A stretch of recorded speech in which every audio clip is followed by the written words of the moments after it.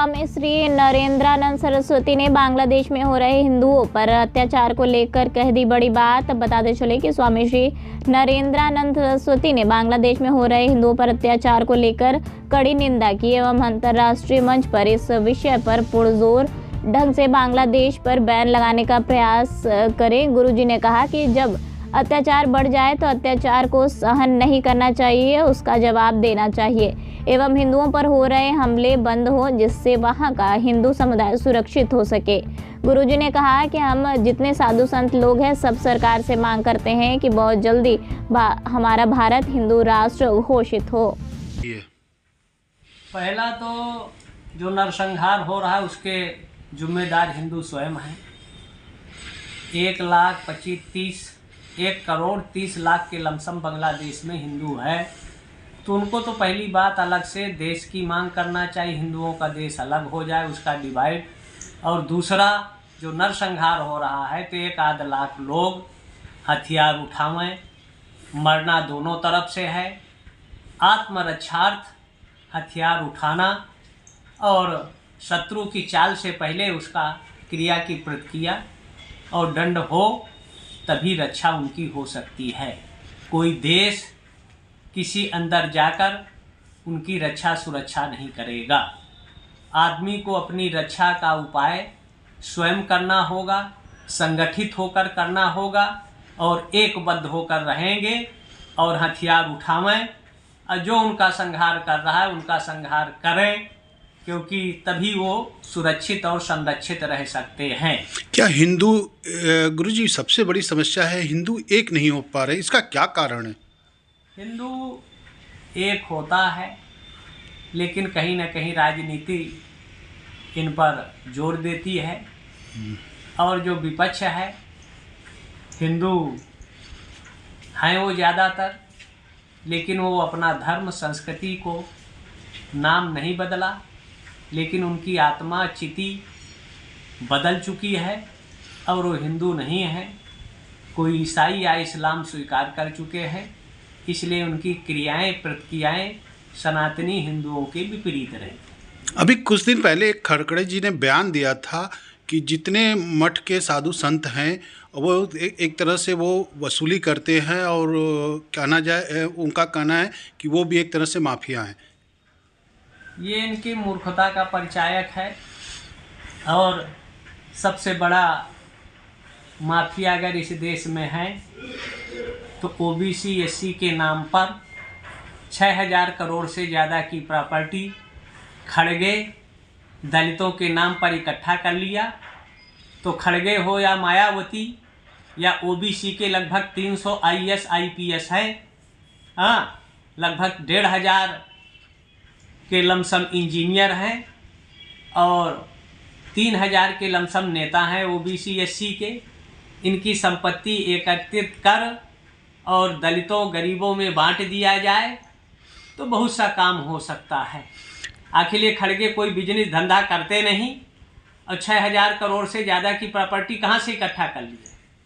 तो साधु संत माफिया नहीं है, माफिया तो ये नेता हैं और जो संपत्ति ये लूट के रखे हैं वो दलितों के नाम पर, गरीबी के नाम पर।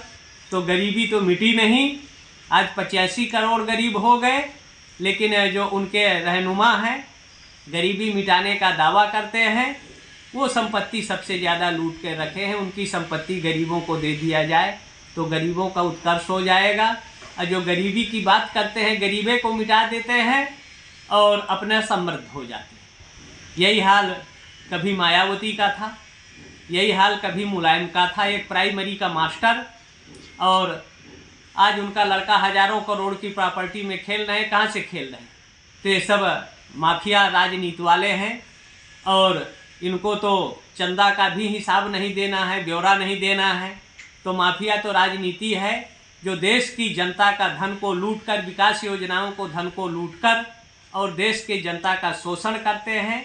इसलिए इनका नार्को टेस्ट होना चाहिए और इनकी संपत्ति को राष्ट्रीयकरण कर गरीबों में वितरित कर देना चाहिए। तभी देश का आर्थिक जो स्थितियां बिगड़ रही हैं, विपन्नता हो रही है, संघर्ष हो रहा है, ये सब समाप्त होगा। तब गरीब समृद्ध होगा, संपन्न होगा और गरीबों के नाम पर ये राजनीति खत्म होगी, तभी देश में एकता अखंडता बनेगी। विपक्ष हमेशा एक बात कहती चली आ रही है कि सरकार धर्म के नाम पर देश को बांट रही है। धर्म के नाम पर इस देश की दोगली राजनीति करने वाले कौन बांटा? नेहरू और गांधी ने। इस्लाम के नाम पर पाकिस्तान बना, बांग्लादेश बना, और भारत को हिंदू राष्ट्र होना चाहिए, तो बांटना तो यही लोग प्रारंभ किए, और आज कह रहे देश को बांटा जा रहा है। कभी देश को बांटा नहीं जा रहा। देश की एकता के लिए सबका साथ सबका विकास, या सबको शौचालय या मकान, गैस या बिजली, हाँ, लेकिन ये नीतियां जो हैं सरकार तो सबके लिए कर रही है वर्तमान, लेकिन इसका आधार जाति नहीं होना चाहिए, इसका आधार आर्थिक होना चाहिए, तभी सबका विकास और सबका साथ सबका विकास, सबका उत्कर्ष और समानता का वातावरण निश्चित होगा।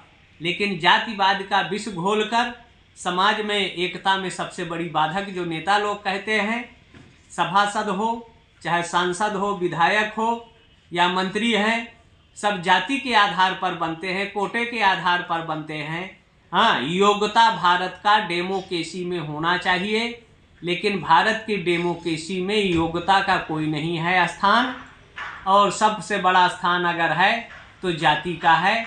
और नेता कहते हैं जाति देश के एकता में बाधक है, तो नेता क्यों नहीं कहते कि जातिगत नहीं, उसका आधार आर्थिक होगा, वो किसी वर्ग समाज का हो तो निश्चित है समाज का उत्कर्ष विकास होगा। लेकिन ये अगर ब्राह्मण ठाकुर बनिया पैदा होगा झोपड़ी में, तो पैदा होते ही वो अरबपति हो जाएगा। ओबीसी एससी में पैदा होगा तो पैदा होते ही वो भिखारी हो जाएगा। भले उसका माँ बाप IAS हो, IPS हो, इंजीनियर हो, उद्योगपति हो, लेकिन उनका लड़का तो कटोरा भीख मांगने वाला होगा। ये डेमोक्रेसी की जो परिभाषाएं हैं, यही सबसे ज़्यादा गड़बड़ है, संवैधानिक गड़बड़ियाँ हैं। इसलिए जातिगत नहीं, इस देश को अगर आरक्षण व्यवस्था देना है तो आर्थिक आधार पर देना चाहिए। किसी